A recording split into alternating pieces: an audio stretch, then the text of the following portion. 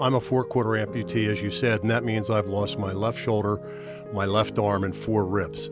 And I was only 29 years old when that happened. I had 3 children, 2, 1, an infant. And the first day that I was back out of intensive care, I was looking at their pictures, and I was, in a position at that time with a lot of the tubes out of me, just to be thinking about the future. And it didn't look very bright to me. Here I am, 29 years old. The doctor comes in, and I'm dying to talk to him, and he says, "You were under the knife for 11 and a half hours. We had to, sew you back up because your vital signs were going down." And I said, "Well, was it successful?" He said, "I think I got it all." I'll never forget him saying that because my heart dropped. "What do you mean you think you got it all? You just put me under an 11 and a half hour operation." I said, "And I've lost my left arm and my shoulder. I don't know how I'm ever going to make a living again. I'm sitting here looking at these 3 kids, wondering if I'll have a job. Will I have to go on permanent disability?" Just the thing that you were talking about. Here I was taking a deep dive down the rabbit hole, thinking all of the things that could happen. And I think it was Mark Twain that once said, "Some of our biggest worries in life never ever happen to us." How you respond to adversity in life will write your life story, believe it or not. Perseverance is really the practice sessions for handling adversity and becoming resilient.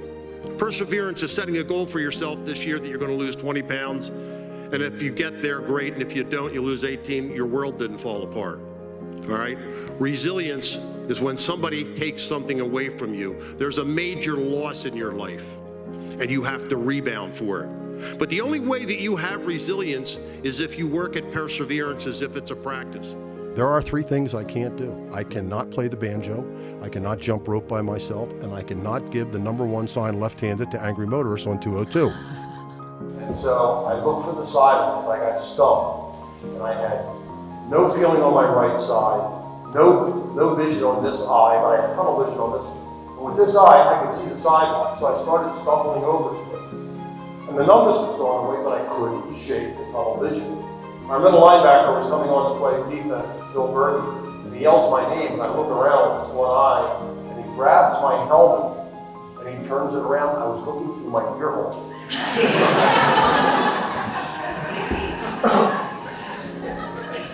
And he said to me after the game, "Thank God," he said, "I thought you broke your neck and were running around like a turtle." I was told, "Don't even think about hitting golf balls. You'll have a bad back." This, that, and the other. And I found out so many of those things I could do if I adapted. And then he asked me to pull on his tie.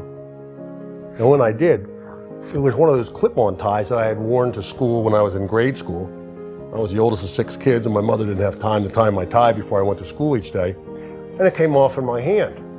And he said, "Now, if you're going to have to wear a tie each day, you're going to have to get these clip-on ties." And I said, "Why is that?" And he said, "Well," he said, "because you can never tie your tie again. I've been trying for over 25 years, the same with my shoes, and it's impossible. It can't be done. And if you go down to 5th and Madison Avenue and you use my name, there's a little tie shop down there, they'll give you a 10% discount. And don't forget to get at least a half dozen, because everybody leaves there with only a couple, and they really need a half a dozen or more." And I said, "Well, why will I have to have clip-on ties? Are you sure?" He said, "You'll never be able to tie your tie again. It can't be done one-handed. I've been trying for over 25 years. Aim for the top. If you aim for nothing, you'll hit it every time. And if you aim beyond your ability, wherever you fall will be better than anything you could have ever achieved by not trying at all." The human spirit is stronger than anything that can happen to it.